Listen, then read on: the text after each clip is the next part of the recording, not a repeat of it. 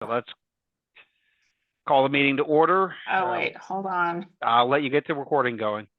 Because it's different with the autopilot. So when I go here, oh, it says it's recording. Okay. All right, if we think we're recording. Good afternoon, I'm Jonathan Flora calling the Yolo County Fire Safe Council meeting for April 24th to order. If you guys have paid attention to the agenda, the first thing is to call the meeting to order. And then the first action is to approve the agenda, and as I believe we have no other additions or subtractions from this, correct? Correct. So, unless there's some. Yeah. I'll move to adopt the agenda. This is Kate from IHSS. I'll second. Okay, we have a motion and a second. Hearing no other urgent discussion or seeing hands raised, all in favor? Aye. Aye. Aye. Aye. Any opposed? Nay. Hearing none, the agenda is approved for this this meeting. The third action is to approve the minutes from March 22nd, 7th. So hopefully everybody had a chance to review the meeting packet that was sent on Friday. And looking for a motion or any corrections, now's the time to speak up. Move to accept the meeting minutes of the last meeting. Cape Valley seconds. All right. Hearing no other discussion, I'll call the question. All in favor to approve the meetings from March 27th? Aye. Aye.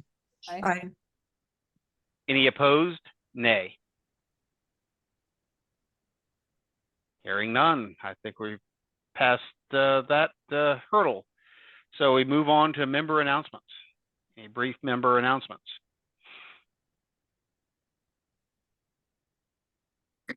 Hi, everyone. Can you hear me okay? Yes. Yes. Hi, this is Monica Rivera with Yolo County Supervisor Angel Barajas. I just wanted to let you all know that Supervisor Barajas, during the May 7th Board of Supervisors meeting, he will be presenting a resolution proclaiming May 1st to May 7th as Wildfire Preparedness Week. And he would like to present that resolution to the Yolo County Fire Safe Council.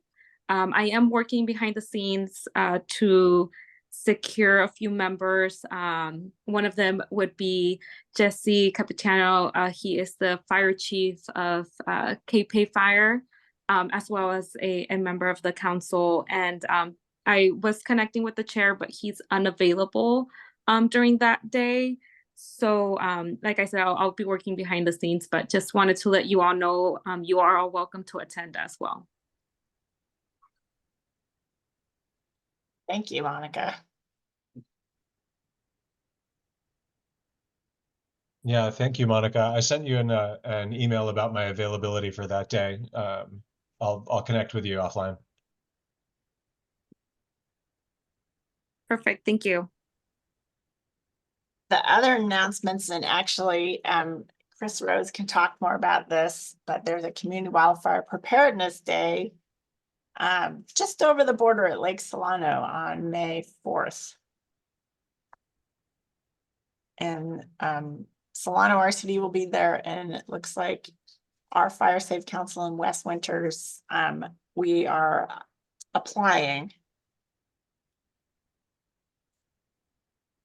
Yeah, did you want me to say a little bit about that? Is there anything that you could add to this flyer? No, not really. I mean, essentially, well, one cool thing is that it's at Lake Solano, and then the main tabling is going to be in the day use area on the bottom level, on the east side of the park, and then on the top level, it's going to be staging for equipment I think they're gonna have a helicopter. There's various types of equipment that are gonna be up there. There's gonna be demonstrations, that sort of thing. Yeah, so I think it should be worthwhile to go check out. Cool. And then you can enjoy the lovely community of Winters before or after. That's right.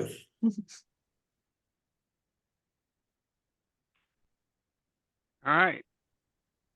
I guess hearing no more announcements, we'll move on to item number five, action item to approve the letter of support from the Yolo County Fire Safe Council for the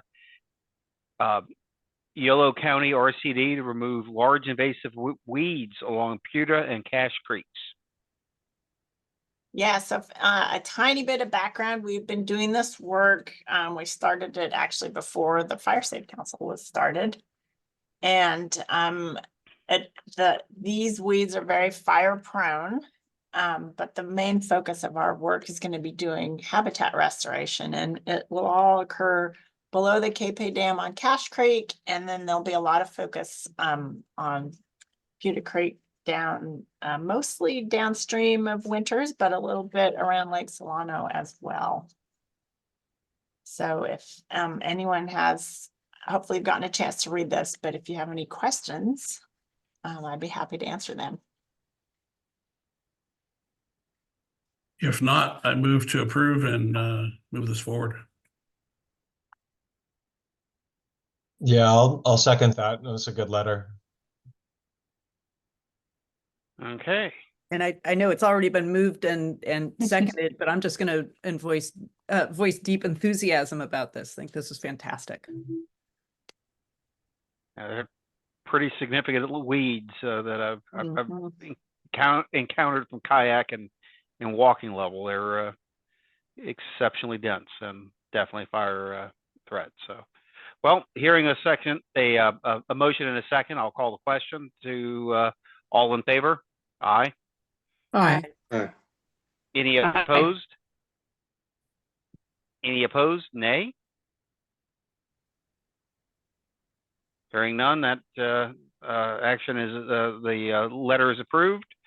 And I'll sign that so we can get that passed along. Tanya, I'll turn it over to you for the regular reports.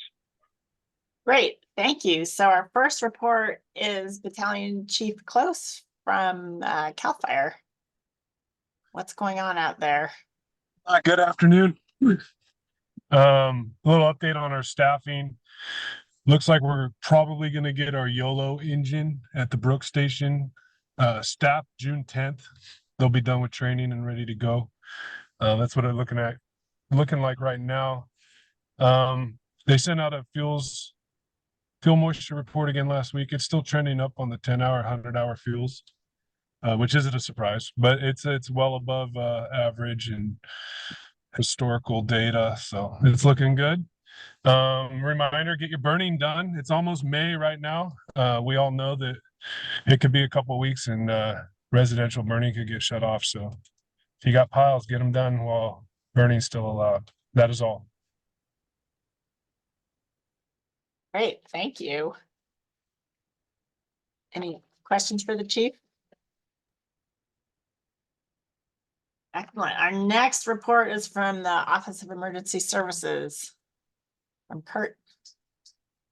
Glad to see you here.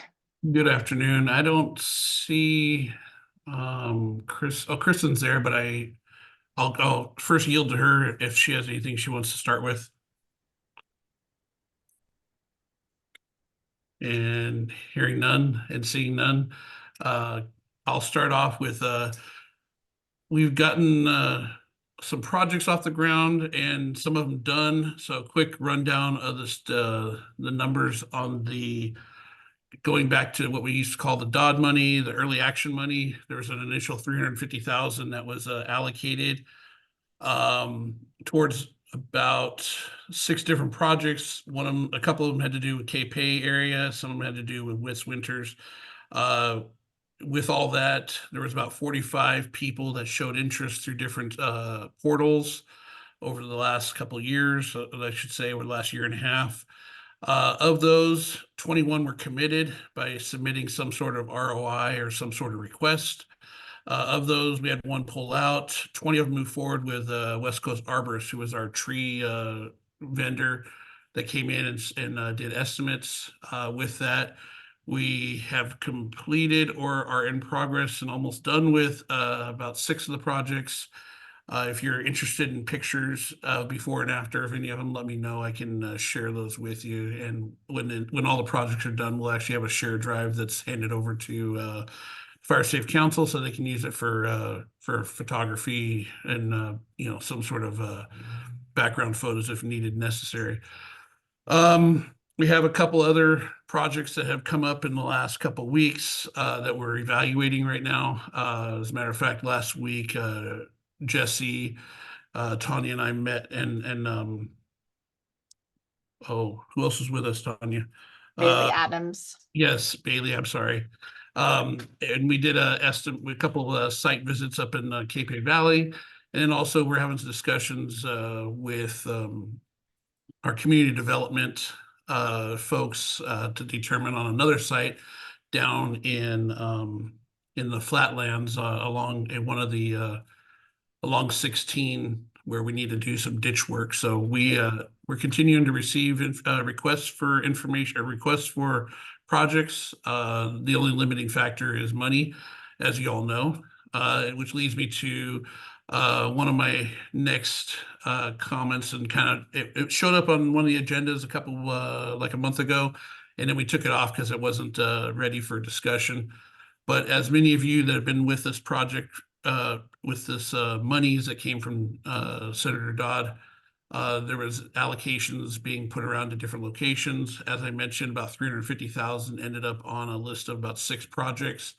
Of those, we are moving through that money. We haven't expended it yet, but we have also identified that there was a project that was initially called the Grant Line Project, which for those of you who don't remember or don't know, was basically to create a fire break from roughly Cape Valley down to Winters along the Blue Ridge. And that was brought up by YOCHA staff, Chief Ramirez and Damon Snow.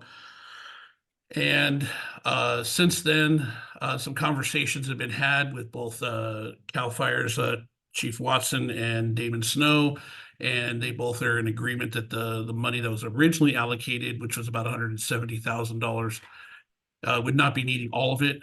So what we're looking to do, and it would be an item that we'd probably be bringing back to the Fire Safe Council for approval, and then eventually it might have to go to the Board of Supervisors for approval because it's moving money from one project to another, and they were the ones that originally approved the list of projects.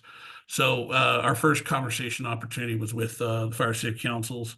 It would be a desire to move roughly about half of the money from that Grant Line project, which Tanya's putting up on the screen to show you, get an idea of where that might run.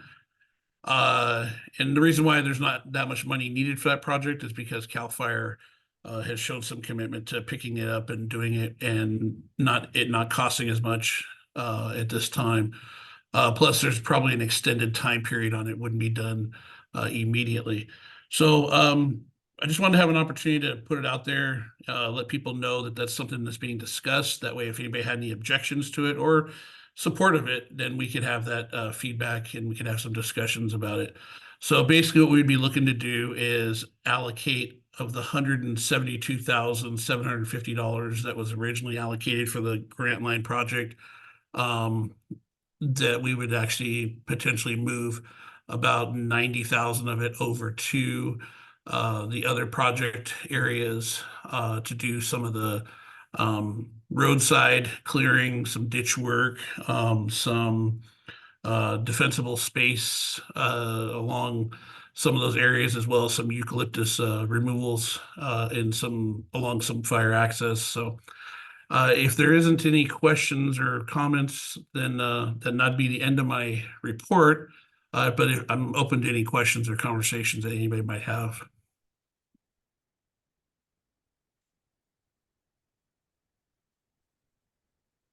Seeing no hands raised and I don't Hey, Kurt, this is Matt from Hey, Bobcat Matt. Ranch here. Hey, nice to see you. I just wanted to touch base. What's the rationale exactly for taking the funds from the fire breaks for the fuels mitigation? So first of all, discussions with both Chief Watson and Chief Snow was that they didn't need all that money. That was an arbitrary number that they used at the time. It wasn't based upon any sort of quotes or anything like that. And plus, talking with Miguel, it sounds like this is a project that'll be delayed, sometime into probably next year, if not further. And we were just looking to put, and so they came up with an ideal number that would be needed. That's what we're talking about setting aside for that. So it's not going to be a canceled project. It's not even going to be modified. It's just going to be not, they don't need that money. So we were going to allocate it back into one of the other project areas that we basically would be running out of money to keep moving it forward.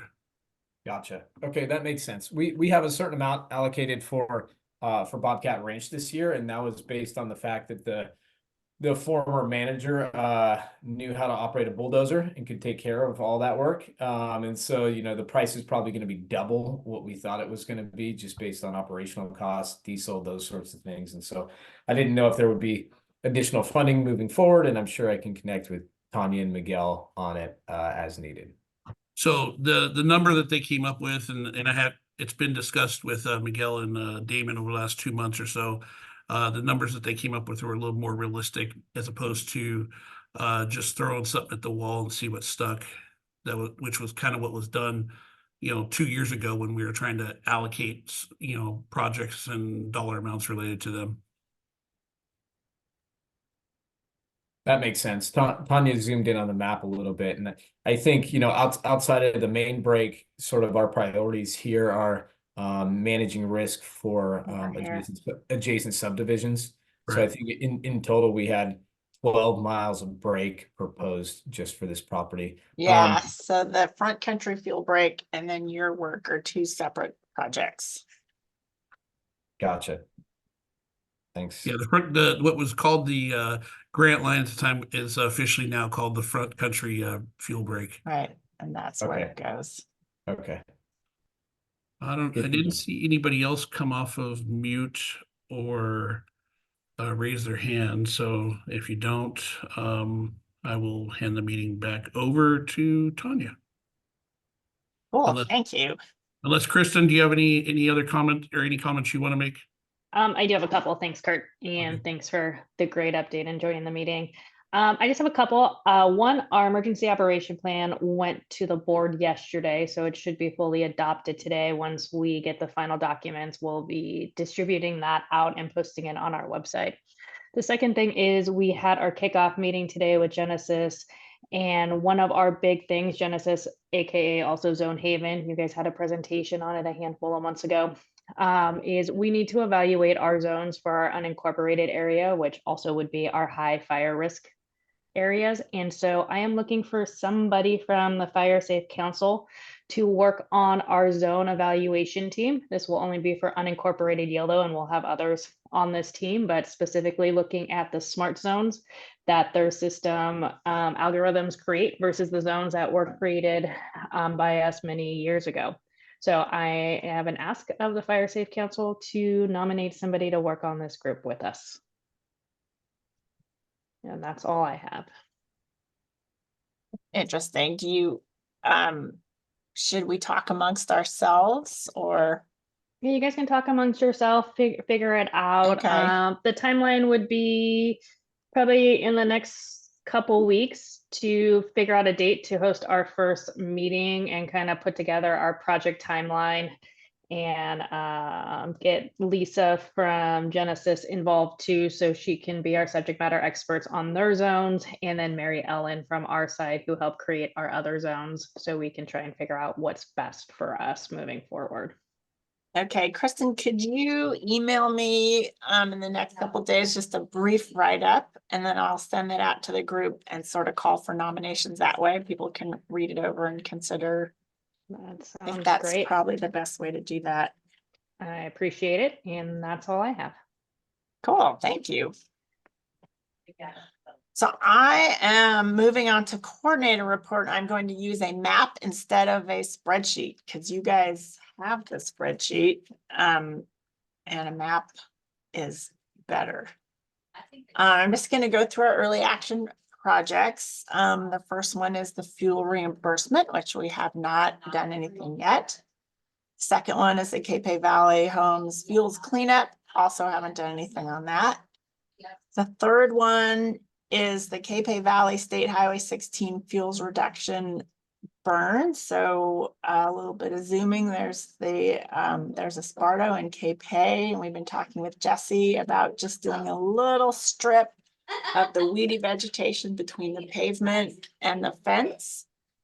So we filed a notice of exemption for that. Now we're working with Caltrans because they will have to do some lane management, traffic management on that. So that's also in the Esparto district. So Jess has been talking with Chief Lawrence about that. So that's sort of on our radar.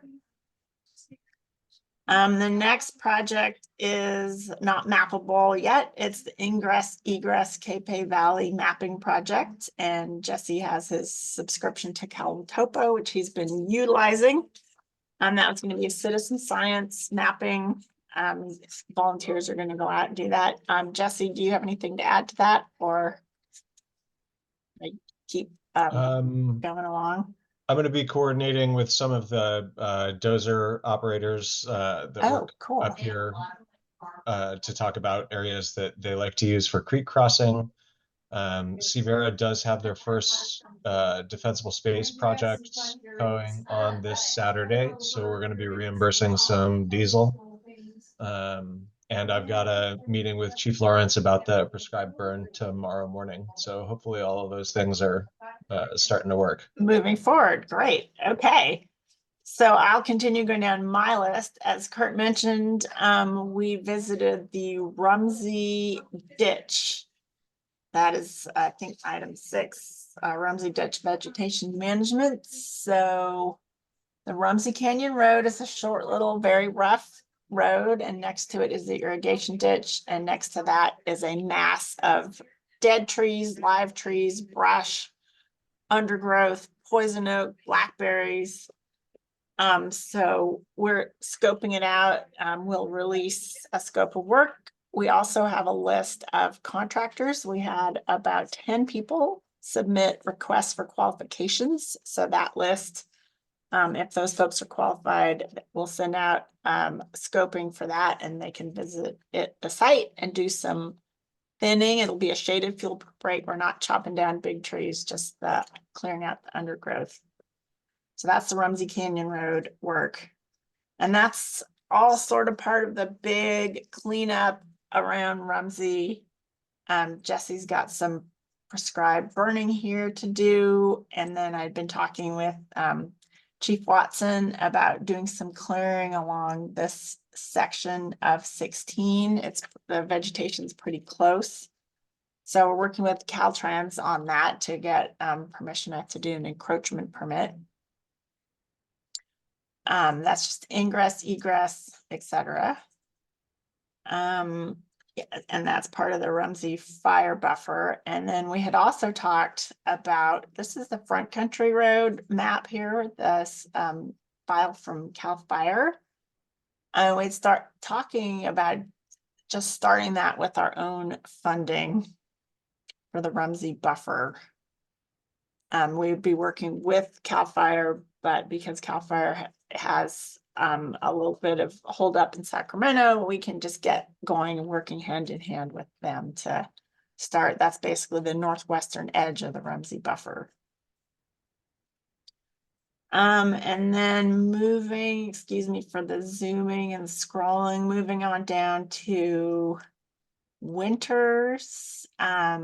In April, we had 3 days. Sorry about this. The bummer about the maps. We had 3 days of working along Highway 128 on our shaded fuel break, and that we did not get as far because it was raining, but we just did a little more work along this section downstream of fishing access site 2. And we have a few days scheduled for May, and this is with the Delta Camp crew. And that point, when we work in May, we're going to work on this narrow section here, just outside of, oh, sorry, here, right along Lake Solano. It's an entry into the canyon. And then our other winter's projects, the Creekside. Tanya, sorry, I have a quick question. What you were Yes. just showing there, is this along Sackett Lane, kind of upstream from It Lake? is not. It is along Highway 128. Oh, on 128. Okay. Yeah, there's a Got it. more of a Okay. zoomed in. So here's Pleasance Valley Great. That Road, makes and much it's sense. about a mile along the state highway. That's And great. our crews are actually going out tomorrow to do a little bit of site prep ahead of the Delta Camp crew, so they'll be able to work faster and more safely. Great. Yeah, no, the work there, and I don't know, and I got a tour of shaded fuel breaks in Calaveras County recently. It just kind of gave me renewed religion about shaded fuel breaks. So Shaded fuel breaks are nice. They changed the structure, and yeah, there's just a lot of benefits, especially being able just to hold that line if a fire was there. It makes it a lot easier and safer. That's great. So then there's the winters projects, which haven't gotten any attention, the in-town ones. And Chief Lawrence he's been busy with some other things. So I don't know that latest with the Knox boxes, but I think he's still working on that. And then the last one is our a high fire area awareness signs. So I'll wait for Allie can give her update on that when we get to that point. So does anyone have any other questions about our early action funding at work?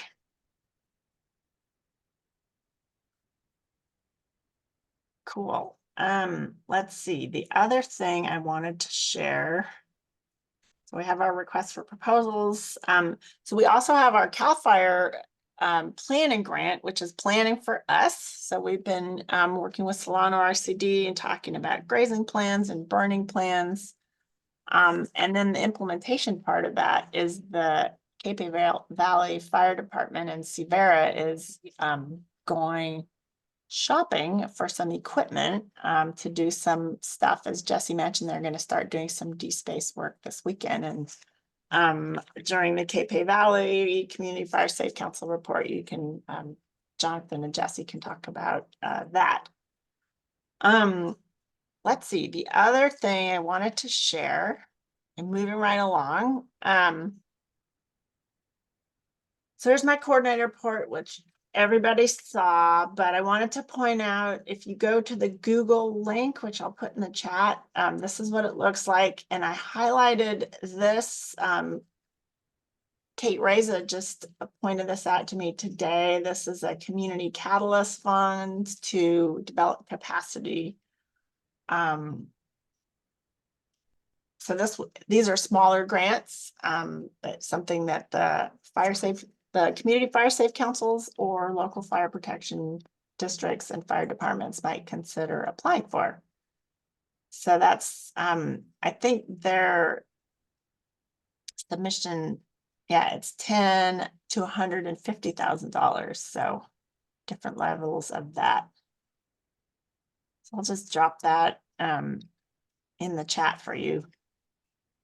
That's the latest with grant proposals. I will tell you, since we last were all together, we've received 2 more grants. One, we actually, tonight at our RCD board meeting, we're having a budget approved for the county coordinator grant, which will be for me to continue to coordinate the Fire Safe Council, and for Allie to continue outreach, and Kate to continue grant writing. And that one ends in December, so it's pretty short.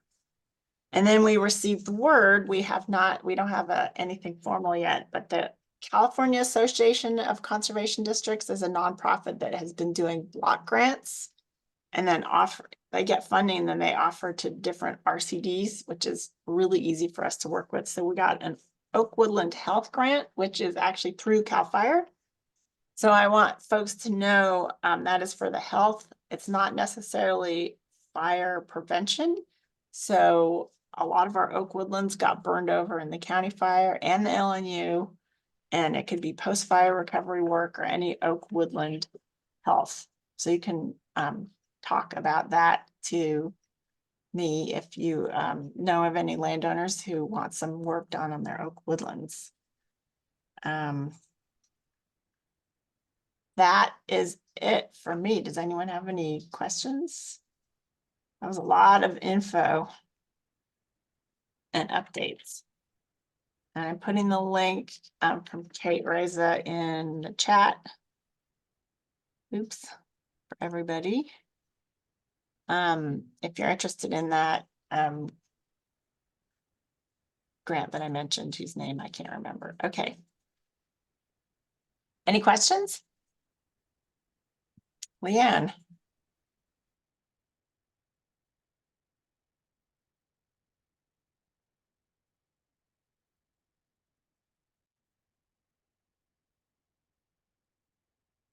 Okay, let's move on to our Prescribed Burn Association and outreach report from Ally. Hi, everyone. I don't really have an update for the Prescribed Burn Association. Still working on securing some sites for some burns, which will hopefully be happening soon. So it's kind of a waiting game for that. More to come on that soon. And then for program updates for the Fire Safe Council, we don't have a chipper day on the books yet. We just have one property that is signed up. So hopefully everyone's doing their defensible space and preparedness for the fire season, and we'll have more signups very soon. And then Tanya kind of already reported on this, but Yolo RCD or Fire Safe Council will be at the May 4th Wildfire Preparedness Day that's at Solano, Lake Solano Park. And then also we're doing a booth at the California Duck Days at the Yolo Bypass on the 27th, so this weekend. And then just a quick reminder for the regional conservation plan, regional conservation partnership program, which I gave a report on a couple months ago now, that it's funding available that the RCD has to help implement conservation practices on private landowners' property. If you're looking to do, post-fire recovery or fuels work, fuels management, any of that. The next application deadline for that program is in June, so it's coming up.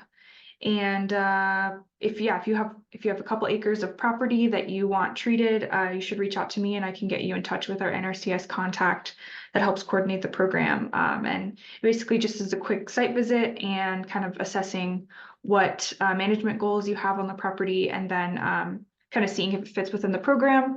And then there's a sort of longer application process that has to go through. That is a bit of a waiting game, but it doesn't seem like it'll be too, we're still working through it with our first property actually. But it doesn't seem like it's going to be too crazy, and it'll be pretty easy for folks to utilize the program to implement those conservation practices for fuels management. So just a reminder on that program. And then the big update is the fire awareness signs. So just to recap, I think I mentioned this at a previous meeting, but I've showed a couple different iterations of the signs, and we tried one that had a bunch of icons on it that was kind of like, possible ignition sources for folks, possible ways that they could spark a wildfire. And it was kind of determined that it was a little bit too busy, so we switched over to just a pretty basic, large sign that says use caution, high fire risk area. And then smaller signs that will be at each pullout along Highway 128 and Highway 16, where folks are, pulling off and recreating along the highway, to talk about, those ignition sources. And it was recommended that we should translate those smaller signs into Spanish. And so we have that done. I'll just share my screen quick to give some context to what I'm talking about. So this is the larger sign. So I can't remember the dimensions. I think it's 8 by 4 feet, 8 by 5 feet or something like that. And these will go along the highway. We're still figuring out a couple logistic things with these signs. So this isn't exactly the final, but we have the Winters Fire Department logo, and then oh, my screen is frozen. And then the Cape Valley Fire District and the UHD, and then our normal logos. And then these are the smaller signs that will be positioned along each pullout to let people know that these are possible ways that you could start a wildfire. This is the English version, which hasn't really changed from our last meeting. And then we got it translated into Spanish, which, same content, just in Spanish. And so we're hoping to move forward with these smaller signs pretty soon. Our larger signs, there's some logistics we have to figure out with contractors to to put up the sign and build it. But these smaller signs are pretty easy. I think these are like 18 by 24, so we can just put a stake up and post these with no issue. So that's the sign update. If anyone has any questions on anything of, whether it's programming or the signs, I can take those now.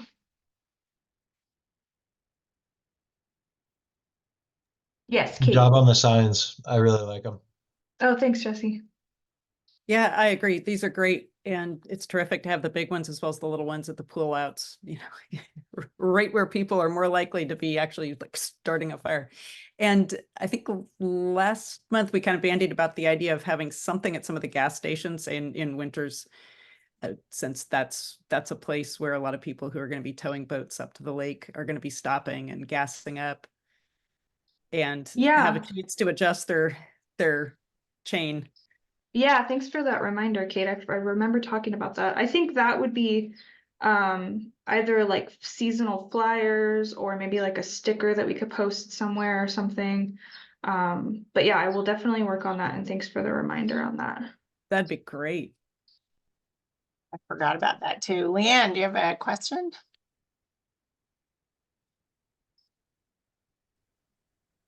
Takes many brains, Kate Laddish. Thanks for that reminder.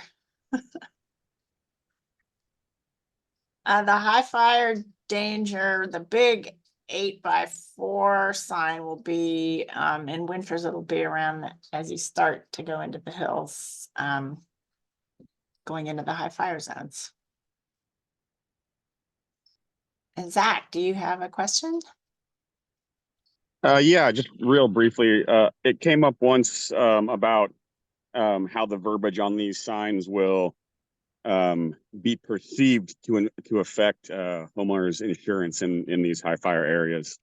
More of a perception thing than I think a reality, but I'm always wondering if any thought had been put into that. I think that is a great question. And I'm wondering for the folks that live in the high fire zones, how you feel about having it announced that people who don't live there are entering a high fire zone. Because you're right, that was never discussed when we just wanted this to be a sign to get people to pay attention. And not about insurance agents driving into the area. So that I'd be super curious to hear what folks have to say about that. And if at all possible, it might be worth talking to one of the insurance folks that we've had on these meetings to see whether they give a real answer or an insurance agent answer, but put their thoughts to it. When they send out their adjusters or they send out their folks to these areas and they see that sign, is that going to sway them at all? Interesting question. I mean, I think the reality is they've already figured out their metrics, but the actual adjusters may not know. But that's a whole different world. Just for information, the insurance industry has access to all the fire severity zone maps that the state fire marshal puts out, and so they already know that this area is a high fire risk. Yeah, and that's actually a lot of what I'm referring to. There was a lot of blowback to CAL FIRE for putting that severity zone map out when from everything we've kind of been told and heard from the insurance agents is that map didn't actually affect the insurance, Right. but that was not known by the landowners. And so in the angry phone calls and that kind of stuff came to the agencies with their logos on the sign as opposed to the insurance. I remember that well. Yes, that's something to consider. That actually might be something that the community fire safe councils might want to bring up at your next meeting. Because Kurt's right, like I think people were losing their insurance before CAL FIRE even put out the new maps. So, but we know that, but you're right, it is a perception thing. Yeah, I'm just trying to think of the number of small fires that remain contained that were started immediately adjacent to Highway 16 and, in the Cape A Valley. Whether or not that really was from a vehicle or a tossed cigarette or what have you, but I could think of a number of those, and thankfully they were brought under control. Matt Allhouse in the chat brings up another good point about land prices and that kind of thing. All deep side notes, but worth thinking about. Okay. Well, let's actually we do need to end at 5 o'clock and it's a quarter till. So folks, think about that. And Chris, I see you're here from Solano. Do you have an update for any work that you guys are doing over there? Yeah, I'm actually just about to go into another meeting in Solano County here. Yeah, actually we put out a request, and it was an RFP for an RPF. And it's for hazard tree removal. It seems like a project we've been working on for a while. The first half of it was to survey, meet with a bunch of landowners, I think about 100 landowners in Pleasance Valley, and to do our initial assessments on hazard trees. So we wrote a grant basically to take down the big nasties. Unfortunately, it's a long process to get permission to take down the big nasties and hire someone that can do it. So, but we have elected a company. We haven't done the contract yet, so I'm not going to say who it is, but I made an offer to hire someone to do that work. And we hope to get going on the actual final assessment and selection of trees to take down. And also Solano County has chipped in some of the DOD funds to help with more of the public right-of-way trees, whereas the main crux of the grant or focus is on danger trees, big trees, burn trees that could topple into the creek and clog waterways and bridges and culverts and that sort of thing. So that's probably the main thing. Collaboration with Yolo. RCD, we're constantly gleaning and looking to see what you're all doing up in the north. And we had our last of a series of 5 Prescribed Burn Association meetings last night that was focused on permitting. So we had CAL FIRE there, as well as both air quality districts from the Bay Area and from the Sacramento Valley. And it was just a really, really good meeting. And it's all very new. We also had several fire district leads there talking about the Prescribed Burn Association and what that looks like and how we would actually burn. And anyway, the more it seems like we team up and I don't know if you all know this, there's probably some people from Yolo up there, but we asked our audience, I think either the first or second meeting, whether they thought it'd be a good idea to join Yolo. And it was almost embarrassing that 90% of the people raised their hands that it would be a good idea to join forces with Yolo. And I think it was a good sign that the folks in Yolo have really taken a lead on that. So anyway, there are other things and other projects that we're joining up on, and also the event on May 4th as well. So I'll keep it at that. Excellent. Thank you. Well, we all burn together. Fires don't care about county lines, so it's great to collaborate. This is true. Yep. So Thank you. thank you. Moving on to the Community Fire Safe Council. Jesse, you gave a super round robin earlier. Moira is not here. Do you or Jonathan want to add anything to all the things that we've already talked about? Or does anyone have any questions about what's going on in the Valley? Jonathan, you want to say anything? I can give a quick update if you want. Go ahead. I mean, we've got our first 2 scheduled and 2 more on the, soon to be set for our defensible space projects. Yeah, so defensible space projects start this weekend. Equipment has already started coming in. I got the first invoice from Sterling May, so I will be forwarding that over to you, Tanya. Excellent. For those of you who don't know or don't remember, our CD got us a bunch of grant funding for weed whackers, a couple of ATVs, a cargo trailer to schlep all this stuff around in, wheelbarrows, shovels, rakes, pretty much everything that the 25 Severa volunteers that we have on the roster need to be able to perform this work. So we're really excited about all the new toys that we get to play with.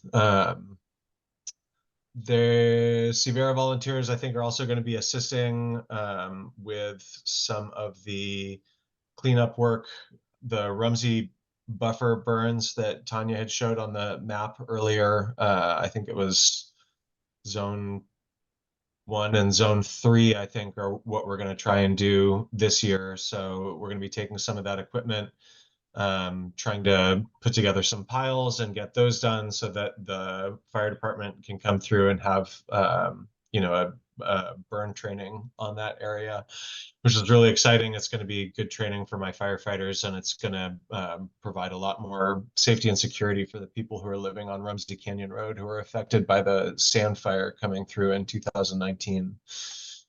Other than that, we had another Firewise meeting. I believe that we're talking about expanding the scope of the Firewise community up here to just encompass the entire district, which is humongous.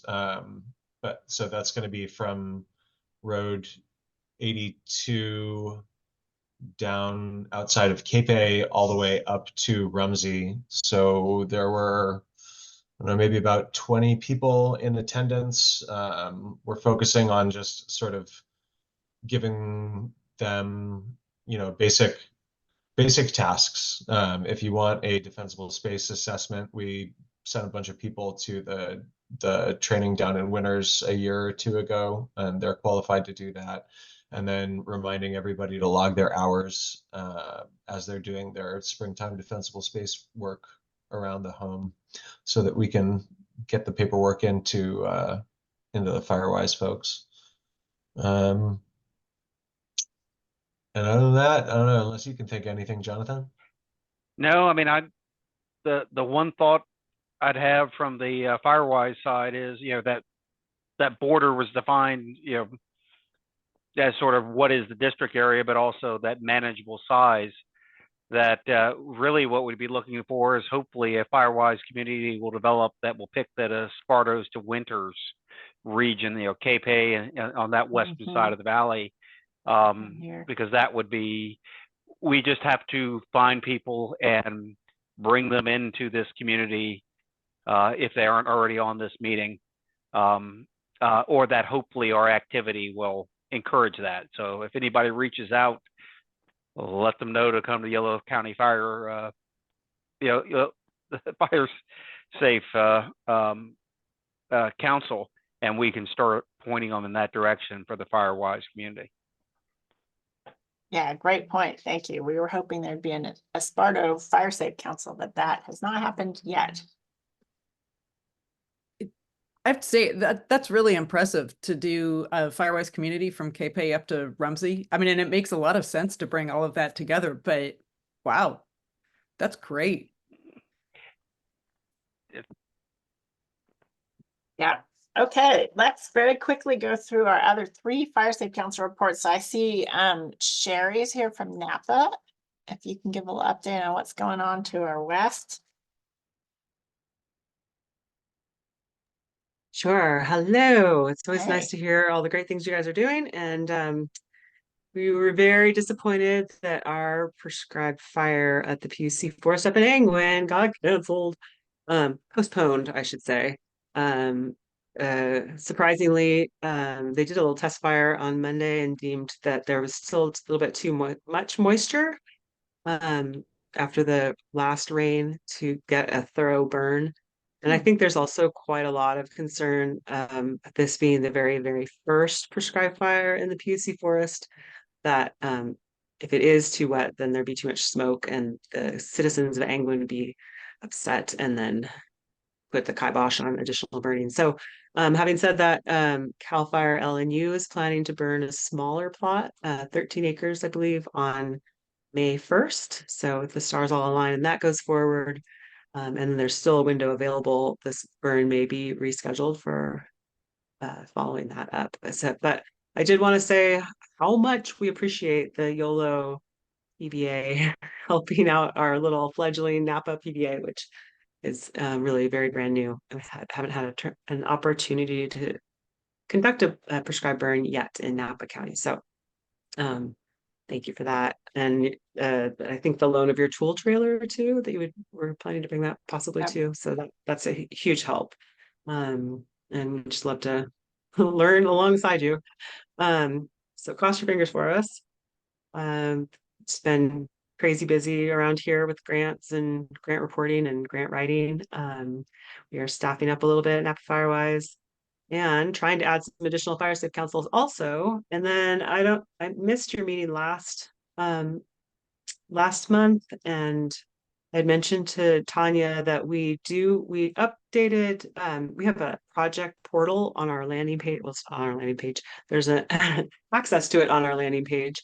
And if you're curious about projects that are going on in Napa County that maybe butt up against Yolo County or just generally interested, the project information is there. And it's pretty interactive, and you can just click on the projects if you'd like. I mean, maybe there's not time right now, but at the end of the meeting, if you'd like, I'm happy to run through it super quick. And also, I did want to mention that it's not on that the public page, but I was able to upload some of the projects that were just in the AGOL domain that are in Yolo County, and it's really interesting to see how they line up with Napa County and some of the projects that we have planned along the border. So looking forward to collaborating with you guys. And you probably can also find our projects out there in AGOL, or we can send you the data layer if that'd be helpful. Pretty fun. At some point, we will be doing some regional planning together, as you know. Thank you. Okay, so moving along, Pleasant Valley, I see Reveille here. Thank you, Sherry. For some reason, Leanne hasn't been able to speak, but there's some kind of problem with the scheduling the May 4th event, which of course will be fabulous at the Lake Salado, conflicts with all of the ag events that are going on in Pleasant Valley Road. So we're going to be spread out. Morning Sun, Herb Farm. I'll be down there tabling, and there are other events going on too with Soul Farms. So it'll be a busy, busy, busy weekend, and hopefully we'll be getting the word out to any and all people to be careful. Thank you. Thank you, Reveille. And West Winters Fire Safe Council, I think you guys have been quite busy but quiet today. Yeah, so we do have a couple of updates, very quick updates. One is that we're working on our logo, so we're very slowly getting more of a professional look. We also have decided to move forward with the FireWise community designation process. And so we are very, very excited about that. I will be announcing it at our Golden Bear Homeowners Association meeting coming up this Sunday to try to get their support as they are part of the West Winters area as well. We will be having a table at the Community Wildfire Preparedness Day on May 4th, hopefully. Yeah, that's pretty much it. Thanks. Right, thank you. All right, so that's the end of the report section, which is a lot. Mm-hmm. So our next meeting, if we decide to have one, would be May 22nd. I'll turn it over to Jonathan to figure that out. Yes, yeah, no, I just happened to look at the bottom of the agenda. So, well, that's April 24th. Yeah. And nobody else noticed it until now either. So, the discussion on the meeting, or should we plan to have it if there's grants and other things, and then cancel it if there is no items?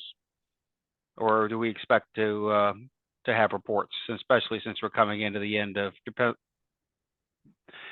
the beginning of fire season, the end of defensible space, projects?